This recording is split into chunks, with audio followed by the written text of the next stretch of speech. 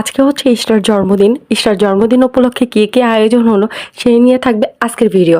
Hello everyone, আসসালামু আলাইকুম। Welcome back to my new blog. আমি ২-১ দিন কোনো ব্লগ আপলোড দিতে পারিনি, তাই ভাবলাম আজকে এই ভিডিওটাই আপলোড করি। তো ফার্স্টে এখানে হচ্ছে ডিম সিদ্ধ করে নেওয়া হচ্ছে। মানে আমি ডিম বসিয়ে দিয়েছি চুলায় সিদ্ধ করার জন্য।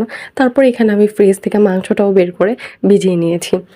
তো আজকে হচ্ছে ঈশার আম্মু আমাদেরকে ট্রিট দিচ্ছে, কিন্তু রান্নাটা আমরা ২ জন মিলে করব। তো সেক্ষেত্রে এখানে আমি ভিডিও করেছি আপনাদের সাথে শেয়ার করার জন্য।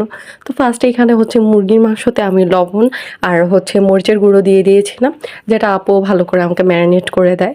তো আমি হচ্ছে ম্যারিনেট করে কিছুক্ষণের জন্য রেস্টে রেখে দিই। আমি ম্যারিনেট করার সময় এখানে হচ্ছে রাঁধুনি যে বিরিয়ানি মশলাটা পাওয়া যায় সেটা এখানে একটু অ্যাড করেছি। তো অ্যাড করে আমি এটা ম্যারিনেট করে রেখে দিলাম।